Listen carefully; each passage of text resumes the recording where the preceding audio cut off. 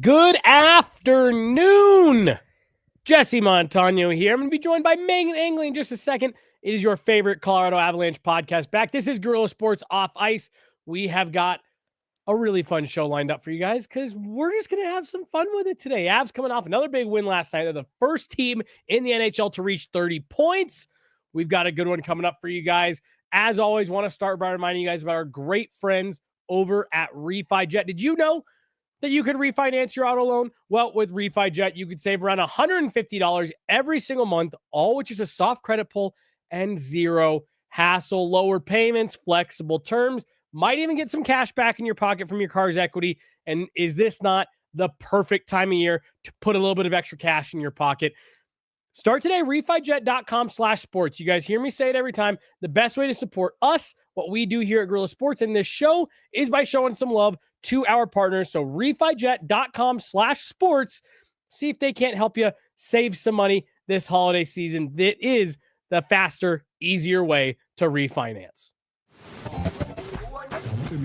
Hello and welcome in. Please do not leave your luggage unattended on the station.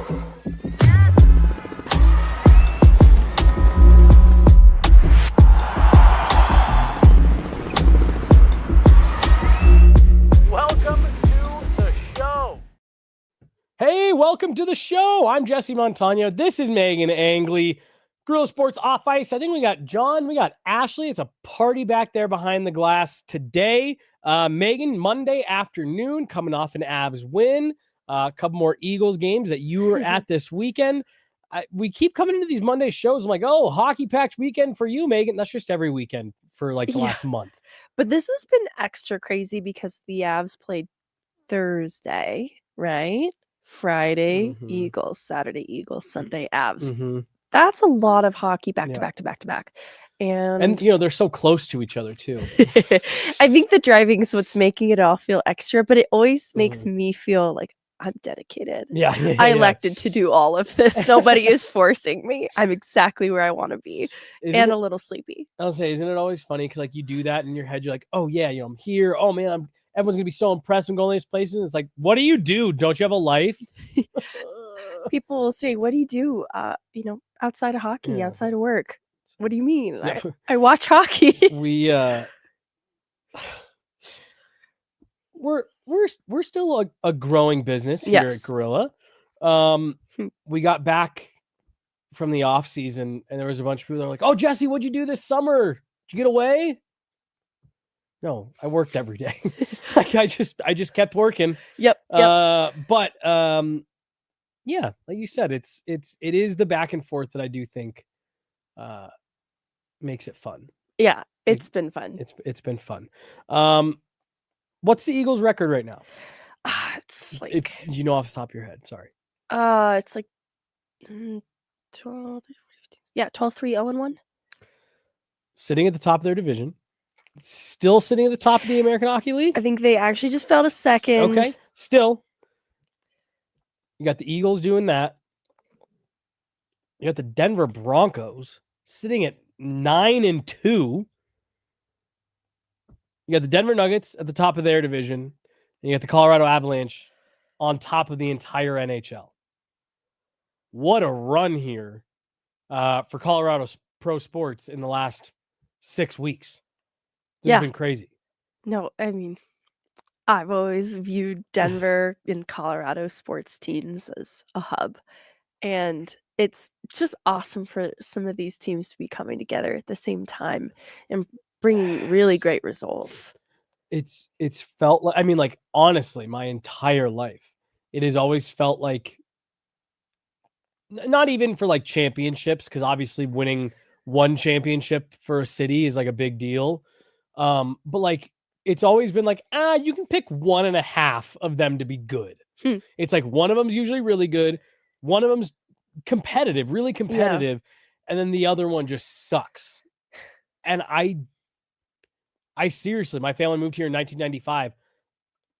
I don't know, Meghan, if I can remember a time where you had Broncos, Nuggets, Avs all at this Yeah. level. And then obviously the Eagles just moving up to the American Hockey League within the last, decade. Right. And even them, like they've had some good seasons, but it's always been real, right in the thick of it, right in the pack. I mean, like really pro sports top to bottom are on a nice little stretch here. It's been fun. Like, it's a historic best start for the Eagles since becoming an AHL team. And even just coming to the Avs game last night and seeing the Broncos traffic, like as I'm getting across kind of that Union Station area, there's a lot of people who are utilizing some of the like RTD stops and stuff that are there to go Broncos to Ball Arena. Yeah. And I just want to shout out those fans specifically to the doubleheader of sports. It was a big amount of sports fans that were making that transition one to the other. So it's such a passionate city because something I appreciate about Avs fans is how knowledgeable of the game they are. They're very involved and they're very aware of what's happening on the ice, and they're multi-sport fans on top of it. So just really passionate sports fans. I want to come back to the traffic or the people going from one to the other, but I went on the Oilers Nation pod 2 weeks ago now. I think it was last week. When did they play the Oilers? Last weekend. Okay, then it was the Friday before that. And friend of the show, Tyler Yarmachuk, who's been on with us here before, great icebreaker question. He said, if you were a professional team mascot, would you tell on the first date that you were? Ooh. And I thought that was a great question. And I answered, I said, I would tell them that I'm a mascot, but I would not tell them who. And I'd let them kind of, every time they see a mascot on the TV for one of the local teams for the next month, sweat it out a bit. And they went, oh, that's a great answer. Benefits of a multi-sport city. And I never really thought, like, I didn't think about that. Like, oh, I guess Edmonton's probably really just got the one. Yeah. But college teams. If you went on a blind date and you were like, yeah, I'm a mascot, that, for one of the teams here locally, that could be any number of things. Yeah. But where I'm going with that is we are very lucky to not only have multiple pro teams. Denver has NHL, NBA, NFL, MLB, MLS. We're getting an NWSL. We've got an AHL team just up north. Pro indoor lacrosse. They finally brought back pro outdoor lacrosse. You have to imagine with getting 2 PWHL takeover games this year that Denver's on the short list to get a PWHL expansion team. There's a real possibility that by 2030, you are looking at 10 pro teams in the Denver metro area. That is awesome. And to your point, it's just so great because the fans are such cross-pollinators. My goodness, the parking lots were I don't want to think about that. Absolute mess last night. Empower Field and Ball Arena are close enough to each other that a lot of those auxiliary lots are shared. So there was 80,000 people trying to leave the Bronco game at 6 p.m. right as 20,000 people were starting to show up for the Avs game that was starting an hour later. I tweeted about it and it ended up being spot on. It was a bit of a late arriving crowd. You and I were pointing out there were some chunks of empty seats at the start. By the end of the first period, they were all filled in. Oh, yeah. But craziness in downtown Denver last night, but both teams picked up a win. So I think fans went home happy. Yes. It was cool to see people in their tailgating outfits from the Broncos game, kind of these orange, blue onesies. Yep. Just sitting in Ball Arena. Not to be mistaken with Islanders fans. Oh my gosh. Yeah. Yes. Very distinct difference. Very distinctive difference. Funny. Yeah. The colors could have lined up like that. Well, let's talk about, so that's everything that happened in the lead up to the game for the fans. Yeah. Let's talk about what actually happened with that game last night, Megan. Talked to Gabe about it last night, and I kind of reiterated it to Jared. After slow start, you and I both were remarking to each other after that first period, like, woo, might need some coffee to get through the rest of this one. Things dialed up a bit. The Avs offense started going a bit more. I guess broad strokes, Avs pushed their point total to 30. They're 31, maybe even. Overall, your thoughts on that game against the Islanders last night? I think a different game than maybe what we had seen in recent weeks. Yeah, 31 confirmation. And I like it because it wasn't easy. Islanders came in on a roll. And I think because of the way that first period started, a little bit of disrupted flow, and because the Highlanders score first, and it's a little bit of a weird one, it put the Avs behind just a tiny bit. And so they had to fight back into it because I don't think they fully had their energy. I don't know how I feel about describing it as sleepy. I just sometimes think it's hard for them to get into the game and for there to be the cohesion that you normally see. And so I think in that second period, it was the middle six that really stepped up, brought a lot of the energy. Like, I love the push that immediately follows the Ross Colton goal, for example. I think that sparked necessary life back into the team that had maybe been lacking a little bit until that point. And from then on, too, like, especially after the Olofsson goal, it just was kind of a roll because the middle six contributed so much that I think that top line was incentivized to keep pushing, right? Like a 2-1 lead is not very secure. And so going into that third period, they really wanted to build on that. And so I saw even more of a push from the top line. I also thought the Islanders were really effective in containing the top line. And so just in looking at attempts blocked and whose attempts specifically are being blocked, it's Cale Makar, it's Nathan MacKinnon. And so they were doing a great job of containing a lot of the top six talent and Makar as well, Makar Taves. And so I think that push from the top line really helped keep this one a little bit settled in the third. Discipline goes a little bit off the rails. Also, I think there was fair criticism of officiating on the whole, but I don't like to lean on that as any sort of excuse. But then the penalty kill, though tested in a big way, answered in a big way, and some of the best saves of the night, because I thought Scott Wedgwood did great in that, but he was excellent on the kill late in this game. And I just think, you talk about timely goals and how those are significant. The timeliness of Scott Wedgwood's saves is so important. So just a great Scott Wedgwood game. And I'll get to that when we start breaking down the X's and O's a little more. But I thought a quietly great Gabe Landeskog game too. And then the second line stole the show for me. I just want to get this thought out real quick. I thought Gabe Landeskog, that was some of the most noticeable. Yes. I feel like he's been this season. Yes. It felt like every other shift he was out there, every shift he was out there, he was doing something to get involved. I just wanted to say that right off the top. Because it won't show up on the score sheet. Right. But I wanted to acknowledge it because I think the question has been, especially because he had some of those goals get called back, he finally gets his first one. It's good. I just think that he's continued to build some momentum from that, and it extends into this game because I thought from that third line perspective, it was also a good third line game. I really liked a lot of what Olofsson was doing. I'm getting ahead of myself because you started with broad strokes, and I'm out here trying to dig into the second and third line because I'm excited. Well, let me just pick up on a couple of things that you said, then go. The second line, Ross Colton, Brock Nelson, right now Gavin Brindley. Yes. Very different than what I think anybody had kind of drawn up. I know we had maybe mentioned, hey, maybe Ross Colton there, depending on, Gabe, but for that line to be going as well as it is,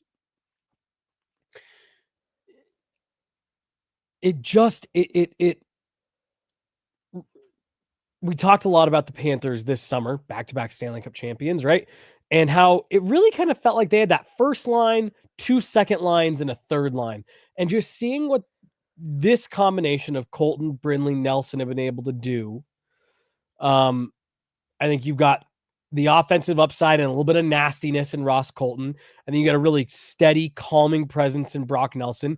And then you've got Gavin Brindley, who has just turned into a real spark plug for pretty much anywhere in the lineup that they're plugging him in, and just really injecting energy, so some skill, a nose for the net. And I think you found a really interesting combination there.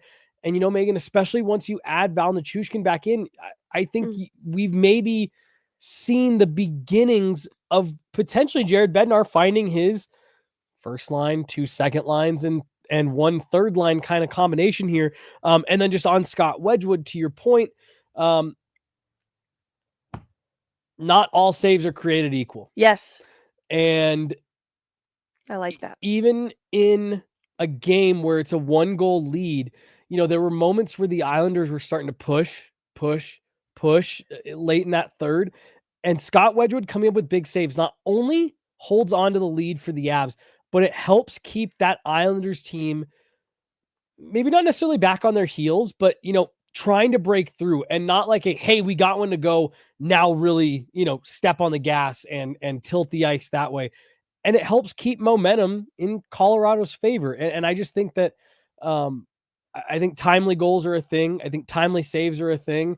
Yes, if your goalie makes all of the saves, then they're all timely because it was good to kept them all out. But there's moments in a game where you need a save, and it's easy to call out the rolling half windmill blocker save that he makes. But again, like, that's a big moment on a big kill that a couple moments later leads to a clear, and the building's into it. You're able to get a change. You hold on to the lead, and that's just such a big save for reasons other than, wow, that looked really cool. And I just think I just wanted to underscore your call out of what Scott Wedgwood has been able to do on the PK has really aided in a really strong PK to begin with. Yeah, a second-ranked PK. I've loved that it feels sustainable, too. I don't think that in the way the power play has ebbed and flowed with its ability to convert, I felt a stability in the PK's ability to shut it down. And a lot of that is goaltending. I also think they're really bought in to what they're doing, because any given, shift out there on the kill, it can be a good mix of people. And so we're seeing Bardakov, we're seeing Brinley get out there kind of later into the kill, and they're handling it just fine. And so I think that's a testament to a buy-in, that it kind of, if you're fully bought into what they're doing, then it doesn't really matter who you are. It's going to work pretty effectively. And it's been really impressive to see. Can I ask you a Bardakov question? Yeah. Do you also think that there's any level of coincidence that the ice time conversation gets had and then suddenly he's killing penalties? No, there's no there's no coincidence. Especially too, because his shout out was like, I play early in the game and not really late. It's tough to play late when it maybe is a 2-1 game. And so it's not as secure. So it's huge trust to get then those reps on the kill. I'm trying to see where his ice time finished to, because it seemed like it was 6 on the dot. Doesn't that seem a little funny? Yeah. 6 minutes exactly. Not a second more. But still, Dave Hacksaw with a stopwatch on the bench. Right. Yeah. And that's enough. Sit him. Done. No. I think it's good to get those guys out there and see what they have to offer the kill as needed, because sometimes your best penalty killers go to the box. It happens. So it's just kind of good to see what other options you have in there. When you lose a guy like Val Nichushkin, who's been one of the best penalty kill forwards so far, you want to make sure you have other options that are familiar and getting those reps in too, especially in the regular season. But it's been a really good kill. I'm going to do a piece on it here soon. I've been really locked into it, honestly. Like, I realized today that the penalty kill represents almost everything I love in hockey, because I love defensemen, I love goalies, and I love defensive-minded forwards who work defensive-minded goalies. Defensive-minded goalies. Defensive-minded forwards who work really hard. Yeah. That's a penalty kill. Like, oh gosh, no wonder I love it so much. Yeah. But the Avs has been really good, and I continue to love what Parker Kelly, Jack Drury are adding there, Brock Nelson. I'm starting to see, too, all the things I already loved about Brock Nelson. I think the production wasn't there, so they weren't appreciating the other parts of his game. But now his line, 3 goals. Like, they have 2 goals in the Buffalo game. Then they get this goal for Ross Colton against the Islanders. And it starts with a nice play along the wall from Brock Nelson. He's kind of beating Simon Holmstrom into him in order to get that pass off to Makar, who's able to stretch pass out to Ross Colton, breakaway goal. Really cool stuff. But it starts with Nelson on the wall, on the breakout. And that's the kind of stuff that I think Nelson does really well. Like, in this case, it's not the strong, defensive stick play that helps the spring offense, but it's still really smart, and it starts in his own end. And those are the kinds of things that I think can translate to offense that Nelson adds to that line. Like you said, like trusted adult. He's responsible. Yeah. And then you've got the youth and the energy.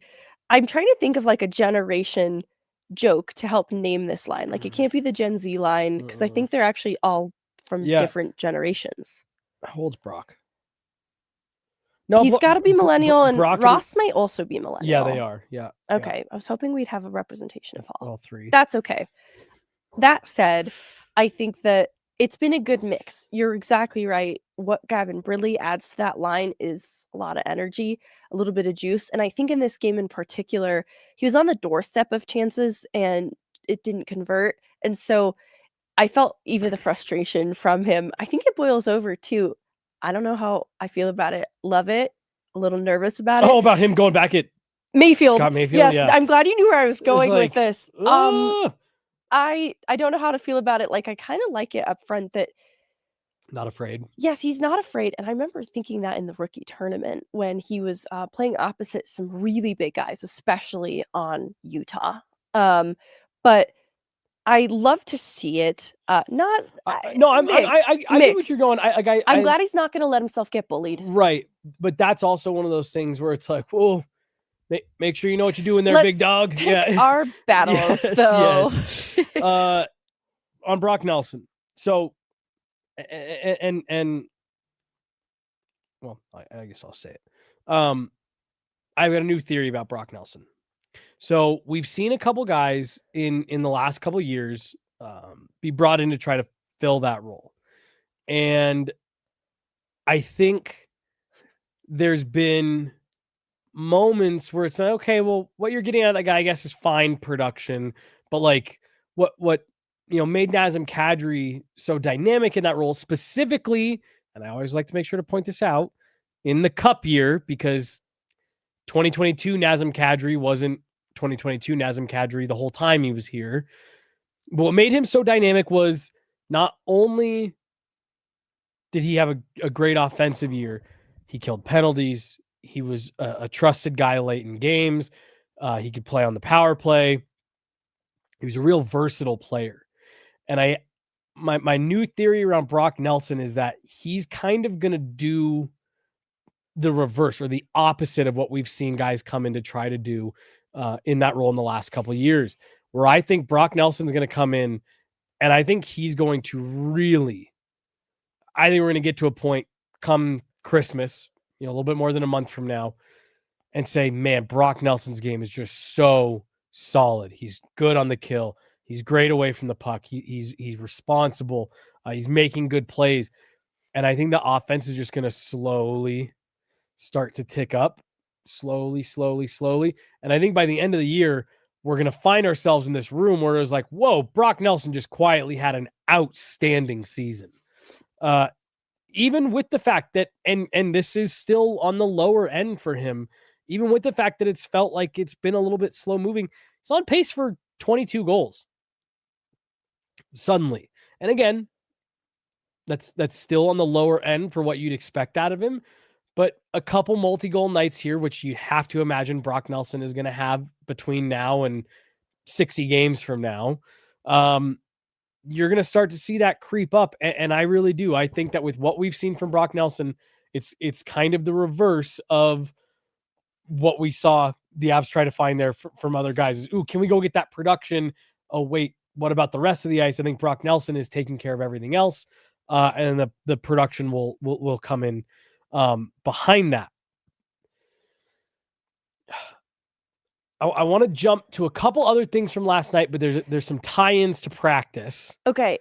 What did you have? I wanted to add on Brock Nelson for a second because we're at an interesting mark where he's played 19 games with the Avs, and he played 19 with the Avs after the deadline. And so in those 19 games after the deadline, 6 goals, 7 assists, 13 points. If you recall, his production was slow to get started even then. People were measuring his production alongside Charlie Coyle, who I think it was more well spread out, whereas Brock Nelson's production kind of came at the tail end and then caught up to where Charlie Coyle was at. And so it was very comparable. And I think it's interesting then that it took about 19 games for Brock Nelson to start producing more so at the rate he's used to. And so we're exactly at the 19 mark with Brock Nelson right now. 5 goals, 4 assists for 9 points. And he has 31 shots. Both. Really? Yes, 31? when he joined the Avs through those 19 games and when he has played the 19 games to start this year with them. And that's still lower than his shot volume in seasons past. He's typically around 3 shots per game or in the high 2s, right? Like 2 point something. And he's been below the 2 mark with those 31 shots in 19 games. And so last night he had 3 shots on net, which is right around where he needs to be, where he's had success, where he's producing at the rate that, when we're talking about that 30-goal scorer, he just needs to be shooting more, is where I'm going with this. And so you see him shooting more in last night's game. And I think you see Ross Colton also, I don't want to say selfishly, but that's all right. Good for Ross Colton to just shoot, is where I'm going. I said to you on the goal that he scored, I said, I'm happy to see him shoot that because I feel like that exact play, the Avs are pulling up and waiting for that support, which it's never a bad thing to wait, for numbers, but shoot it. The Avs had multiple times last night where you have a guy with the puck on his stick in between the hashes, in the home plate area, Rainbow Road, whichever term you want to use, you had guys in prime shooting spot and they're looking for that one last little pass. And I get it. If that pass connects because everyone's expecting you to shoot, that's a great pass, but the passes aren't connecting. The guy you're passing to is also expecting that you're going to shoot, whatever. I was just happy to see Ross shoot that. I'm sorry to completely interrupt you, but it was just I wanted you to chime in because you said it in game, and you're right. They need to be the shooters that they are because you have so many shooting options. I think when Brock was playing with Val and Gabe, it was a respect and seniority thing. Get the puck to Gabe, get the puck to Val. I think Brock Nelson also needs to recognize he's also a shooting threat. You're a potential Olympian. Yeah. So, definitely make sure you're taking those chances when you have them. And same goes for Ross Colton. And so I think that's why this mix of guys has worked a little better is I think they're better able to understand what their role is on that line and kind of cycle in, what is appropriate at what time. And I think just the energy that Brindley brings just adds to it, makes it make a lot of sense. And I also think this is kind of like right around the time that Brock Nelson evidently seems to come to true form. So I'm excited to see what happens from here. All right. So last thing real quick, and then we're going to hear from Jared Bednar from today. And then I want to talk to you about a couple players. RE last night, but just some more kind of broad stroke stuff. Real quick, some high praise for Taylor Makar before the game yesterday from Jared Bednar. He had one play in particular that got you and I both to kind of sit up out of our seats. Really nice takeaway and a nice pass that Gavin Brindley just couldn't quite handle. What do you think of Taylor Makar? We've now seen him in 3 NHL games. A, NHL games quicker than you and I thought, and B, more games than what you and I thought he'd get. And Jared Bednar said he's liked them progressively. Yeah, and limited ice time, but he's managed, I don't want it to become so clinical that it's every shift I have to take a hit. But that's kind of what he's doing right now is he's making the most of his minutes. And so he's finding a way to make an impact when he's on the ice. Sometimes it's battling along the wall. I noticed that in last night's game, laying a hit. And it's important to try and be effective in those limited minutes and recognizing too, though, where your own limitations are as a player. And so I think that Taylor keeps it simple. And so there have been times where he probably could have deferred for a pass option. That's the easy thing to do as a player when you're playing with such high caliber guys too, right? All right, get the puck to someone else. I like to see that he's had a willingness to shoot when the opportunity, though limited, has come, not necessarily in last night's games, but the other two, the Buffalo game in particular. And so it's the confidence. I think he recognizes his role. He's confident. And so he's trying to, do exactly what he's doing with the Eagles and just at the NHL level. And I really appreciate that because I think sometimes players can get in their head as to what is expected of them. And he's not trying to be anything but himself.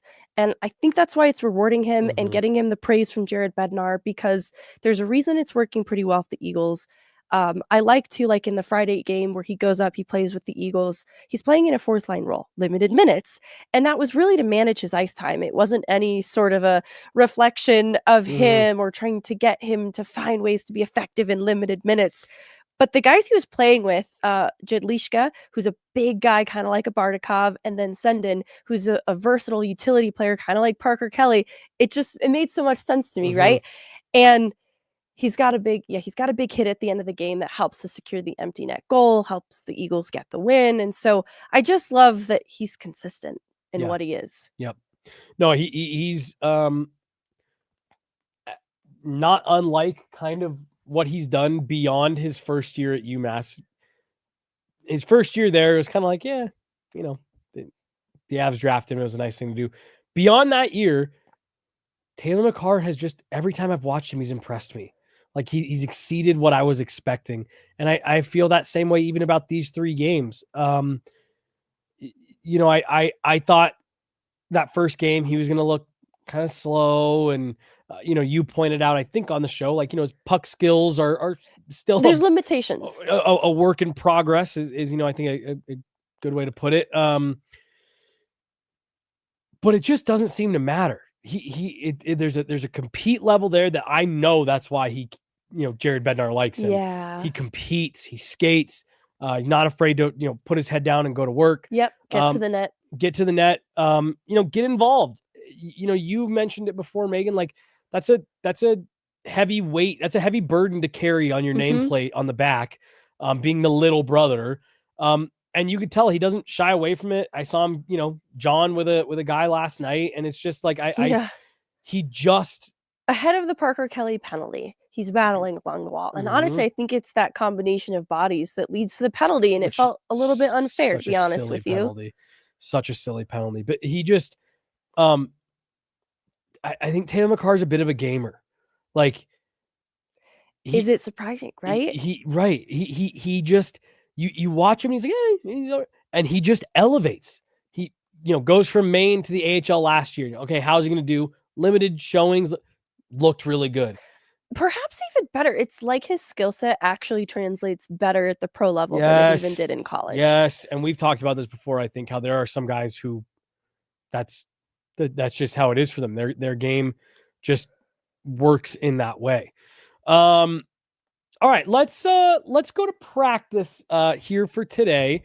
And could you guys actually cue this one up for me? It's in the videos there. Jared Bednar, about 10 minutes today after practice. Yep, that's the one. We got some updates on injuries. There's going to be a Logan O'Connor update in here. We're going to come out of this. He does give a brief update on Josh Manson as well. I want to talk about him. And then I asked him about Sam Malinski. And so Manson and Malinski are where I want to go coming out of this. But just some good stuff today from Jared Bednar, some nice updates, and just some good perspective as the Avs sit at 19 games and first in the NHL. So we'll go ahead and roll. This is Jared Bednar today after practice, about 10 minutes from the head coach of the Colorado Avalanche. You played some good teams recently. Taking a look at last night, just we're approaching 20 games here. What have you thought of the process through 20? It's been impressive, I think. Like consistency of our game, being prepared to do the right things on the checking side of it. Pretty even numbers through like 19 games of the way we've defended and what we've given up from an expected goals against standpoint. And the offense is doing enough. Like we've had some really hot games. We've had some games where it hasn't come easily for us, but I think our checking game and goaltending, special teams, I look at every aspect of it. Power play is starting to come and produce some really nice chances, and I have to be pretty happy with where we're at and where our results have been. It seemed like a month or two ago there was some expectation that Logan would be back by now. Yeah. He's still in that 5 to 6 month range, so I don't want to say setback, but has it maybe gone a little slower than you guys had anticipated for his return? Yeah, so he's had a couple things pop up, like not hip related, you know, in his return, like as he sort of got a bigger workload, different like things are sort of bothering him a little bit. So was making really good progress and looked like he'd probably beat that return date. And things have kind of slowed down for him a little bit as he's working through like other issues in his return to play. But it's really actually not his hip at all. Like that feels really good. He's just got some other soft tissue issues that he's been working through and kind of has slowed his like on ice progression a little bit. But nothing too serious that we're worried about. But it's just we're just trying to get him back to as close to full strength as we can before we get him in the games. Coach, talking about the power play, it has kind of progressed as the season has gone on, and last night 0 for 3, but is that kind of an example of how important Val is to that power play as well? Yeah, he's really good there. But so is Lecky. So I don't think it's there's not a significant drop off there for me. Like we kind of flipped Val and Lecky when Val was healthy, even in Van, and Lecky scores right away, you know. Like he's kind of has a knack of doing some very similar things as Val. Both really strong retrieval guys, good shooters in the middle, kind of know how to find that pocket, but they're relentless on loose pucks and keep pucks alive. You know, one day Val will be better and the next day Lecky will be better, but only one guy can sort of play that role at a time. So I like the depth we have in that position. I'm just kind of looking more at not more the underlying numbers, like the looks that we're getting, our shot mentality, how we're retrieving pucks, our work ethic on the power play. I think it's coming. Like there'll be days when we score, days that we don't, but you want to be dangerous. And even last night, I thought at times we were super dangerous on it.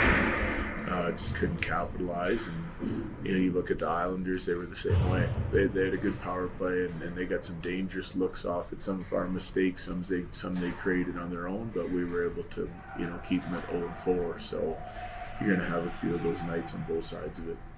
It seems like a lot of nights when you look up, Sam Malinski's getting involved offensively. He's making smarter reads defensively. Yeah. I mean, is this becoming a guy that is going to, as time goes on, start to push his way up, or at least make it a little bit more difficult for you, decision-making wise? Yeah, I mean, I have a lot of trust in his game right now. Like he's taken a big step for me on the defensive side of it over the last month or so, and it's helped him because like on the other side of it, when he's skating and involved offensively, he's as dangerous as anyone we have back there, probably excluding Kale, right? Like for creating offense, and he's been chipping in and helping with that. The defensive side of it, the play around the net, like that's where he's taken a really big step for me. So it just helps us, give us more confidence to be able to play him against anybody. Then you don't have to hide him against other teams' top lines and big guys. He's been doing a good job, not only against smaller guys that can skate and are elusive, but also against the bigger guys now. So that's exactly what we wanted to see, and hopefully he continues to grow. I know his role is kind of fluctuating a little bit towards the end of the beginning of the season, but now that you've kind of got him paired with the Sam Girard, I mean, how have you seen them kind of working so far? Yeah, 2 games. I mean, but they've been good. Yeah, like I liked their D last night. I think again on the defending side of it, we did a nice job.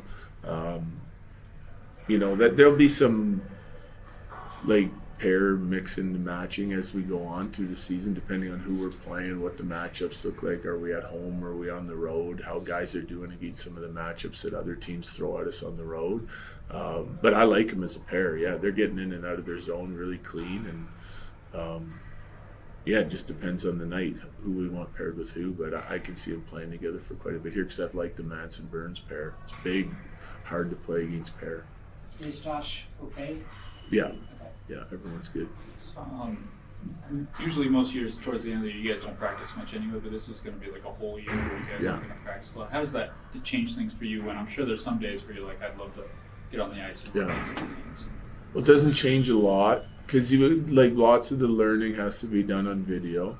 If you have like areas of your game that you want to improve or areas of the game you think are good, you want to reinforce it on video. We've had some like individual meetings today. We didn't do a team meeting. We'll have it in a couple of days when we come back, just so they're fresh going on the ice, knowing what we want to work on.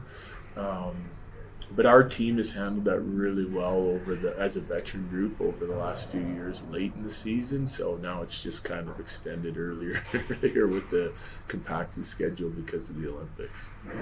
Habs are playing really, really good hockey right now, but Denver sports as a whole, they're kind of doing really well. The Broncos kind of leading their respective divisions. Nuggets doing really well. I mean, how exciting is that for you to kind of see how well Denver sports is prospering? I like it.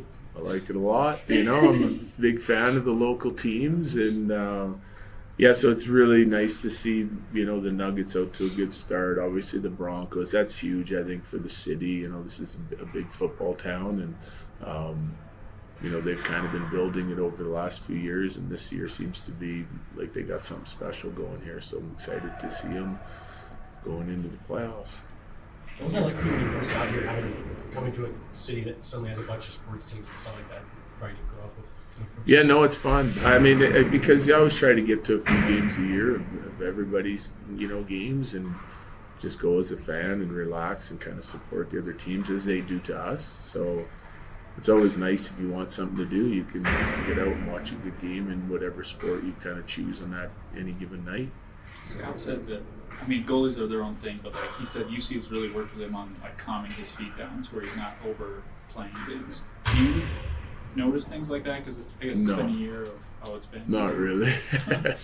And they're always working on something specific, like sometimes the goalie himself will be feeling a certain way about something he wants to work on it. UC's really good at sort of noticing things, both positionally and, if they're, depending on the situations, what they need to work on. So they have really good communication, though, between Blackie and UC, Wedge, and UC and Blackie and Wedge, together.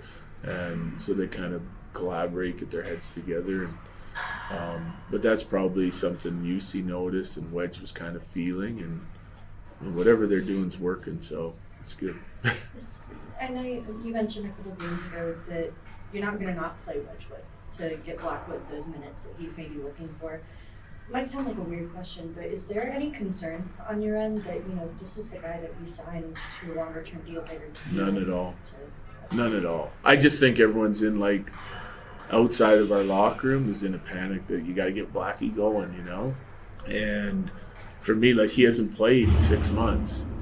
So, what's the rush here? This is a long season. And then we get into the season later on in the year and everyone says, well, why are you playing your starter so much? So, I just see it as, Blackie's ready to go. Everything's going well for him. He's going to continue to play games. I don't want him out of the net too long, but you got a goalie. Think about it if it was reversed. No one would be saying, hey, you got to start Wedge. Well, Wedge is playing out of his mind right now, and he's giving us a great chance to win every night. And so we'll ride him a little bit here. And we got a busy schedule coming up after this break, and they're both going to play every week. And we'll get Blackie probably to top peak of his game, and then we'll start making decisions from there. But I don't see a rush here at all with 60+ games to go. Hey guys, thank you. Thanks.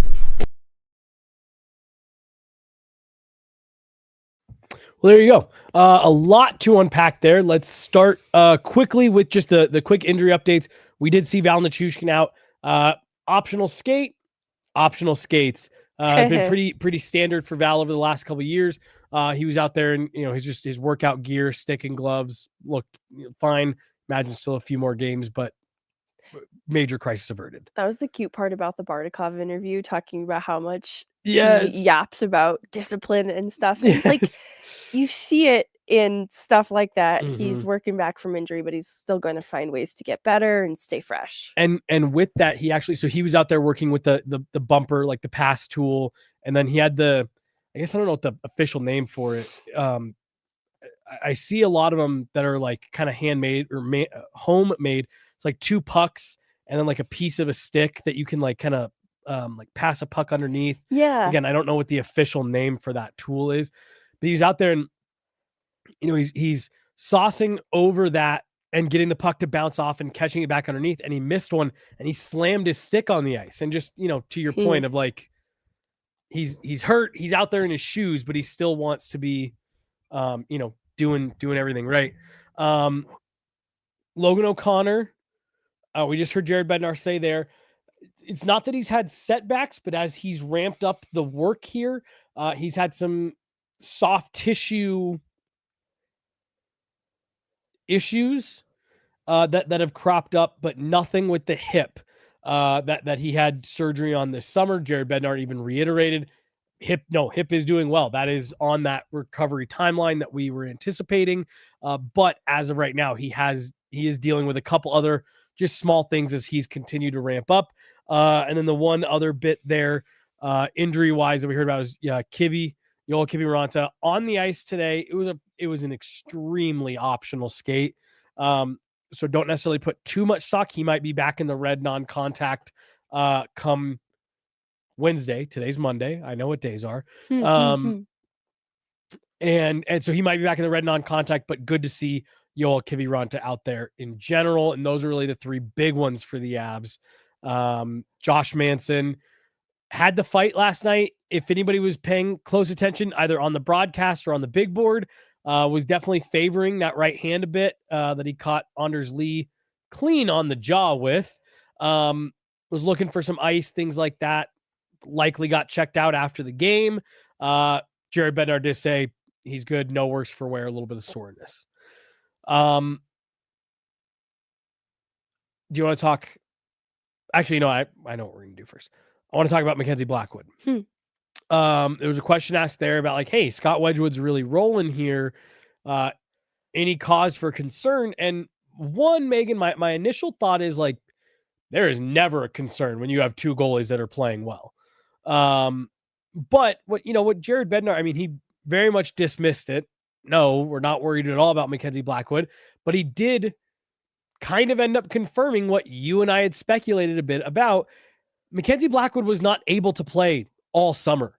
When we saw him getting back on the ice at the beginning of camp, that was the first time he was getting back on the ice since the end of last season. I'm sure he stayed in shape and things like that, but that was a procedure that ate up a lot of his offseason. Scott Wedgwood doing what he's doing has allowed the Avs to handle this probably in the best way possible. Let Blackwood slow roll back into things, get him those good reps in practice, let him go through his game day progressions and routines and get in warmups and all that stuff, and then play him as you see fit. I just want, I guess, your perspective on what we're seeing right now out of this Avs tandem. We talked so much about it in the summer about like something that you can be really confident in. Has this made you more confident in the Avs tandem? Has this struck any fear in what's going on with Mackenzie Blackwood? I think the way Scott Wedgwood put it the other night is right, and I think he understands. I think Scott Wedgwood is making his best case for making this into a 1A, 1B, with Mackenzie Blackwood continuing to be the 1A. Your thoughts on the Avs net right now? Yeah, I have a lot of confidence in the goalie tandem. And I think the perspective I want to draw up here is just how different conditioning is for goaltending. And I'm not even speaking on this as any sort of authority, but they don't come in shifts throughout the night. So they're playing the full 60. So that's important to keep in mind then in what getting into game shape looks like for a goaltender. And then you look at what Mackenzie Blackwood is as a goalie, right? 6'4", 225.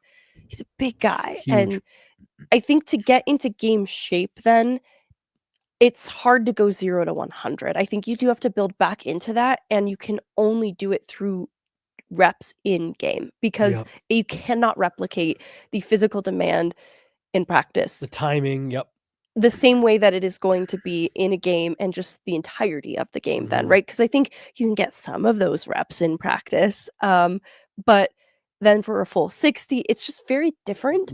And so that's really what I'm seeing in Mackenzie Blackwood, not being quite up to 100%. I still think he's doing well too, but it's just not been as strong, reliable as Scott Wedgwood, who started as the starter out the gate. And that's the opportunity he's had through this point. So I think it's exactly what you're saying. It's going to be a little bit a matter of time for Mackenzie Blackwood getting up to 100% game form. And then once he gets there, and I think it's just a couple more starts from now, it'll be fine. But it's important to also weigh the caliber of competition. And so they've been leaning on Scott Wedgwood for some of these top teams that have been coming in on win streaks. And so they just don't want to throw the goaltender who's still working his way up to game shape into those situations right away. I think later in the season, Mackenzie Blackwood's getting those types of games. It's just right now where they're at with Mackenzie Blackwood and wanting to stack up these wins. That's what's being measured here. I love. There's 2 points that Jared Bednar made that I really, really liked. One of them was if things were the other way around, no one would be batting an eye saying you have to play Wedgwood. Mackenzie Blackwood, was the one who was healthy at the start of the year and was on an absolute heater. Fans, people would be saying, keep playing him. Keep playing him. He's playing so well. Why would you not keep playing him? I think that's a great argument. And 2, Jerry Bednar made the point of views, and sometimes we get near the end of the season and people are saying, why are you playing your starter so much? You're going to burn him out. You're playing him too much. And I just thought both of those were great arguments of there really is always something to nitpick. Right. If you're looking for something to nitpick, and really just, I think the Avs, are enjoying it and embracing it from the standpoint of we've got 2 goalies we feel really good about right now. And how different is that from November 17th of last year? Yeah. There's one goalie they're working back up to game speed. And the other thing is a credit to Scott Wedgwood, because everything that I'm saying about conditioning, staying ready, blah, blah, blah, applies to Scott Wedgwood too, who on demand last year had to stay ready to get that start then. And that's without the benefit of the regular rhythm of starts. And so that's what makes Scott Wedgwood coming in last year in some of those starts or in relief as needed so impressive. And I think it's why, too, being leaned on as the starter and playing at a pace that is more regular than I think he's been used to the last couple of seasons and backing up has been really impressive from him, too. So just a huge credit to Scott Wedgwood staying ready and embracing getting those starts, because that's a huge workload to just suddenly take on. Yeah. So it's been awesome to see him step his game up the way that he has too, because it's allowed Mackenzie Blackwood to get back up to game speed at a more gradual pace, because goaltending's hard. Yeah. Goaltending is really, really difficult. All right, we're going to wind it down and talk about 2 guys here to wrap things up. Let's go to Josh Manson first. He gets in the fight last night after, I believe it was Jared Bednar called out today that he's really liked that pairing of Manson and Burns, their physicality, the size. You were just talking about it earlier. And we saw that on display last night. Brent Burns dumps a guy in the corner. Josh Manson kind of dog piles Anders Lee onto the other Islander player that was already on the ground. Anders Lee doesn't like it, gets up, finds Josh Manson, and that fight was over pretty quick. Josh Manson can hold his own in a scrap. He's been really good for the Avs. We talked to him yesterday morning. He talked about playing on his offside and how it's been a challenge. Playing with a guy like Brent Burns has helped him, all that stuff. I think he's been off to a really good start. There was a little bit of extra emphasis on him yesterday for Hockey Fights Cancer Night. Of course, he loses his mother just a couple of years ago in that fight to cancer. And you and I just wanted to quickly highlight, he's got an absolutely beautiful piece in the Players Tribune right now. Yeah, I didn't realize it was the same piece from August that was being recirculated, but it is a really touching piece that just honors his mom, Lana, and the way that she lived. He talks about how, the way that him and his wife approach raising their daughters is inspired a lot by how she loved. And it's really sweet. So it's just a piece worth reading. It's, he's a guy that when he got added to this group in 22, you could tell from a personality standpoint, he was a special guy. And I think that is a big part of the reason why he has fit in as well with this team as he has. It's because of who he is as a person, what his personality's like. And I think that the Players Tribune piece, in addition to everything you just said about, being such a beautiful piece about his mom, I think it's a great glimpse at, his voice, his personality, and just why I think, he's such a key part of this team. Because he is a smart guy. He's very well spoken, very thoughtful. very open, very honest. And he spoke pretty openly and honestly yesterday about his mom and what hockey fights cancer means and all that. So no, I'm totally with you. It was, I remember reading it back in August, and it's an emotional piece for sure, especially if you've, know someone or have a loved one that's been affected by some of that. But Josh Manson's been a pleasure to cover. And like I said, I think that piece shows a really nice side of him. Nicest guy in the room. Nicest guy. Really nice guy. You know what's funny? I don't know. Like, they're all really nice. I know that was the joke. Yeah. But he might not have the crown of nicest guy in the room anymore. I'm trying to think who it would be, because I mean, Scott's such the easy one to say. No, that might be why. It's like there's someone, and I'm racking through my list of usual suspects. Like Logan's easy to talk to, Ross is easy to talk to, Scott. Yeah, just that's the one. Now, Mackenzie might actually be chattier, but like, Parker Kelly. Yeah. Honestly, Parker Kelly. They've got to, now that we're sitting here going through this, they've got a really good. There's no guys in there that I don't like talking to. No, let it be known that Josh Manson's still the nicest guy in the room. There's just so many nice guys in the room. And that has not always been the case. Like, there have been guys on this team that's like, I don't really want to talk to that guy, whatever. Like Victor Olofsson's been really great to talk to. Yeah. I love the mix of new guys too. Lecky might still be the only one who just tough. doesn't have a lot to say. Yes, he's tough. He's not mean. Yeah. He's just a tough nut to If crack. anybody out there ever wonders why you don't get a lot of Lecky content from us, the guy just doesn't have a lot to say. And I'm not going to sit there and twist his arm and make him talk to us. Well, and I've tried. And you know what he does is Squeals? No, hold on. Twist his arm? If you try to get him to talk more and you just ask him questions one after the other, he just starts answering with the same exact answer. Yeah. It's a really effective strategy, even if the questions are different. Yeah. So it we haven't quite cracked Lecky yet. But even him, very nice, very still pleasant, really nice. just doesn't have a lot to say. All right, we're gonna finish up here talking about Sam Malinski, and then we have a super chat before we get out for the day. So we'll make sure to hit that as well. Can I just speed run? Someone in the chat earlier mentioned Brent Burns. I thought that he had a really great night on the penalty kill in particular, which is funny enough that this play with Manson and Burns is on the kill. So they're just trying to defend hard on the kill. Typically, I don't see Brent Burns dropping guys like that, but it's good blocks, good stick, good positioning, gets his body in lanes. And I just thought that was on display in particular, on the kill last night. So good game from Brent Burns. Just wanted to speed run that really quick. Yeah, no, he's been as advertised for the Avs so far for me, Megan. I think he's been really good. I think he's helped eat some of those minutes that were, maybe piling up a bit for guys like Kale, Devon. And I also think he's helped steady, which is funny. I think he's helped steady a guy like Josh Manson, who again is playing on his off wall. I think having a guy like Brent Burns has just helped make that, a little bit easier. That's just such a veteran player who knows where to be, what to do, what reads to make, things like that. And I just think he's been a really, really big missing piece for the Avs back end.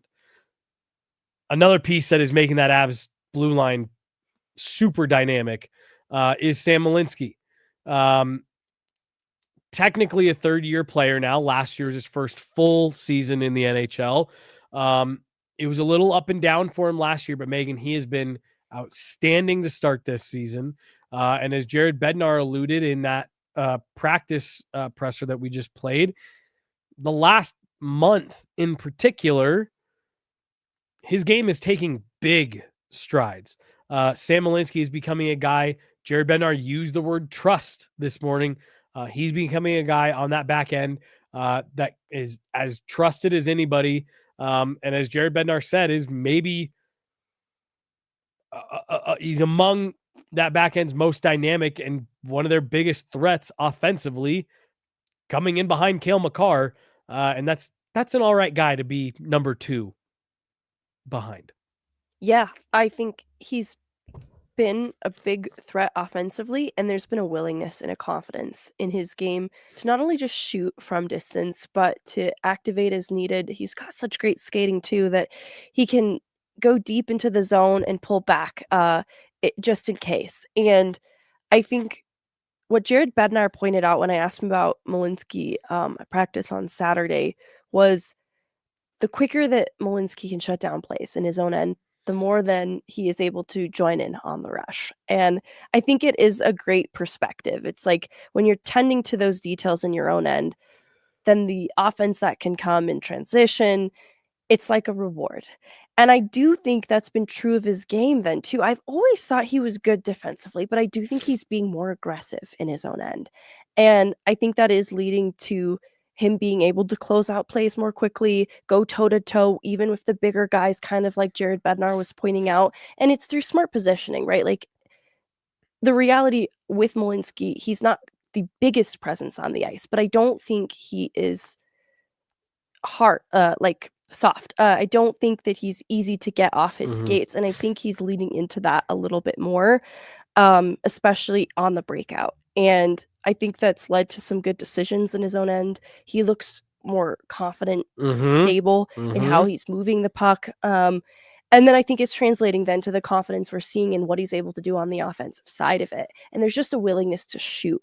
We saw it at the tail end of last year, and I like that he just picked up where he left off and has continued to build on it. He did it in that I know last year was his rookie year. In that smaller sampling of games that he got in his first year pro, that was what I loved about him, was that willingness to jump in offensively, put pucks to the net. It felt like he got away from that at times last year, but I completely agree with you. Started doing it again at the tail end of last year, and then just ran with it. He's top 30 in the NHL for defensemen for points right now. And there's a lot of guys that are tied. So, a point or two for him moves him up quite a bit. People who have listened to this show a bunch are probably sick of hearing me say it. I'm sure you're sick of hearing me say it. He's got some Cale Makar in him. And I just think that if we were seeing Sam Malinski start to do this maybe for a different team, I think there'd be a lot more buzz around, like, who's this Sam Malinski kid? Looks a little bit like Cale Makar out there.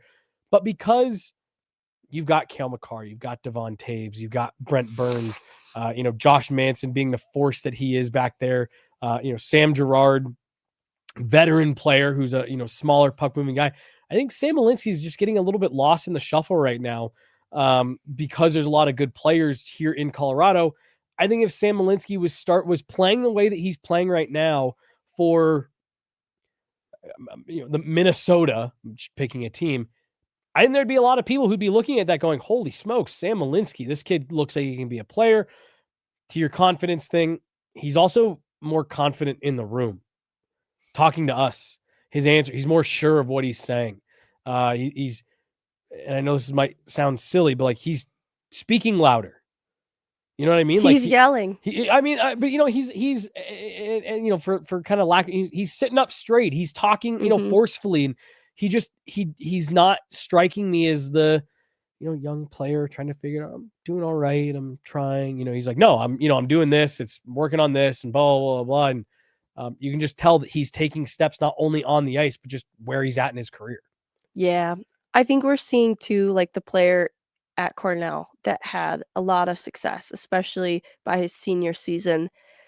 We're getting to see that side of it too. And so, like, the seam that he finds to Olofsson on the Olofsson goal with Anders Lee coming in, high IQ play. The timing is just right. So it's not just taking shots at will. Like, there's intentionality behind what he's doing.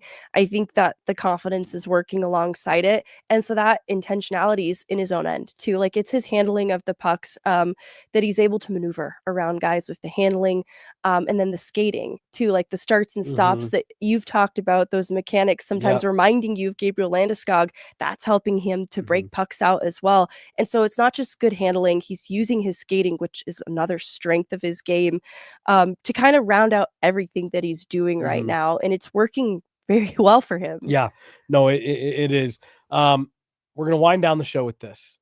He did a podcast interview, Sam Malinski. That's right. Last week. And the whole thing is it's a good interview. There's one part in particular that was making its rounds around hockey Twitter and Instagram, TikTok, all that stuff. We don't have it queued up here, and I should have thought about it a little bit ahead of time to queue it up. But Megan, this was maybe the most direct we've heard someone. We all know what Nikita Zadorov went on a podcast and said a few years ago about Nathan MacKinnon. Takes the way he eats very seriously, and he holds other guys to those standards. He replaced a bunch of the pasta at the team facilities with chickpea pasta.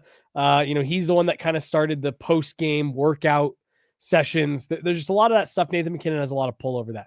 And it kind of led to this meme of, oh, Nathan MacKinnon's crazy when it comes to his food and what the guys eat and doesn't want anyone having sugar and da-da-da-da-da. Sam Malinski used to enjoy a nice pregame peanut butter and jelly sandwich. He got on Nathan MacKinnon's team, and according to Sam Malinski, that came to an abrupt halt. Not only did Nathan MacKinnon get peanut butter and jelly sandwiches out of Sam Malinski's diet, he also tried to get him off pasta. And you and I had a lengthy conversation about this last night. Off of pasta and on to sweet potatoes.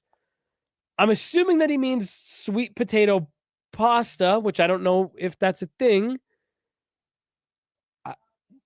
It's not a thing? Not a thing. Megan, I couldn't replace pasta with sweet potatoes. I don't even know how you'd go about doing that. I'm just a little concerned. Like, what kind of pasta are we talking about? Because I imagine there's different versions of pasta where you can get a couple things represented. Like if there's some vegetables in your pasta, you get some veggies, some pasta. Like a sweet potato is just It's just sweet potatoes. It's just a sweet potato. And it's limited in what it can do. I love sweet potatoes as well. I do. But I guess I'm just not sure that that's a 1-for-1 switch.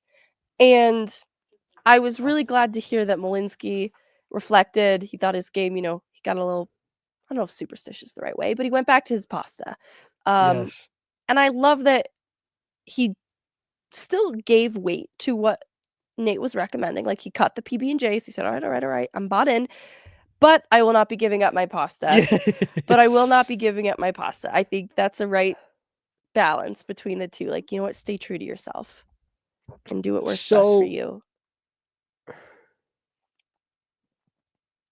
I'm just imagining Nathan MacKinnon taking a bite out of sweet potato like an apple. So this here says sweet potato pasta refers to a dish that either uses a sweet potato puree as a base for the pasta sauce or spiralized sweet potatoes that you use instead of pasta noodles. Well, and you've heard that with zoodles. Disgusting. Yes. Do you like sweet potatoes? I do. Oh, see, I don't. They're not my. And sometimes I do bag. just eat like a baked sweet potato. So I'm just not imagining that being a very fulfilling pregame meal. Sweet potato zoodles. I should have read the next sentence. That's exactly. So, yeah, I don't know. But I'm glad Malinski stayed true to himself and went back to pasta. Yeah, I'm with you. I think there's a balance here, right? Because this is the Nate conversation where he cares. I don't know how he's delivering some of this, but he's probably coming to Malinski like, hey, what do you eat pregame? And Malinski's honest, PB&Js. And Nate says, that's got to stop. See, I'm picturing him walking up on Sam Malinski, eating with an Uncrustable in hand. What in the... Just furious. All right, let's hit this super chat and then get out of here for the day. We've gone a little bit over. Hit those super chat lights. Malinski season. Dang, that's perfect. From Malinski season, we're never losing again.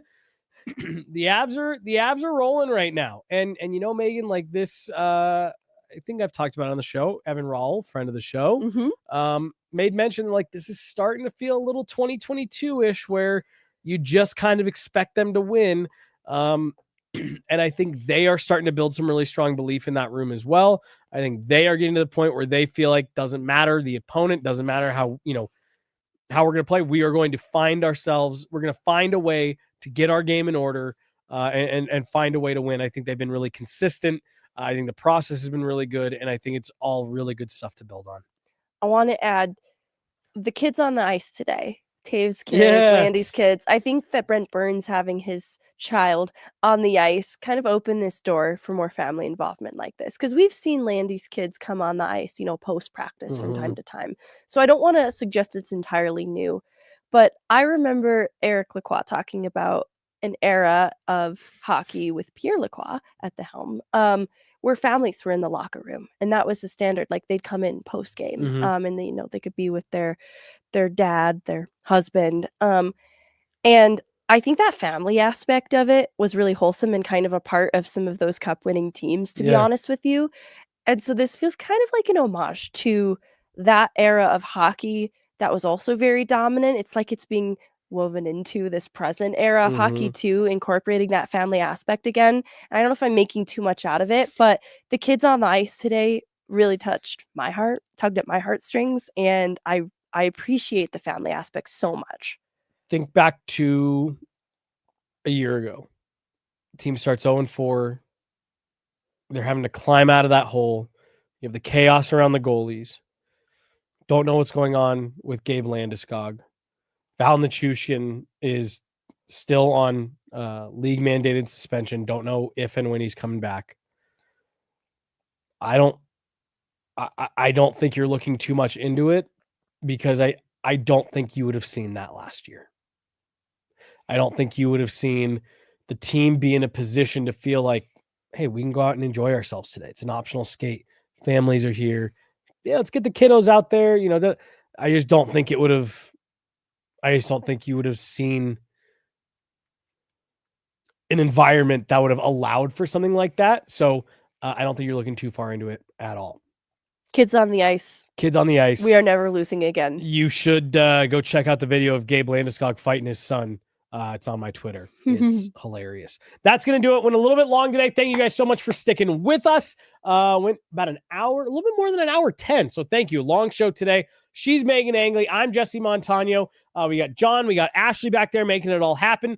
Thank you guys all so much. We got the official podcast of the Colorado Eagles dropping tomorrow, hosted by Meghan Angley. I believe I'll be featured on there as well. Yeah. And we're sitting down with Alex Gagne of the Colorado Eagles. Should be a great podcast. So that'll be tomorrow. And then we'll be back at it Friday. Avs are playing Thursday. Have a great week ahead of you guys, folks. We'll talk to you later. Bye. Bye.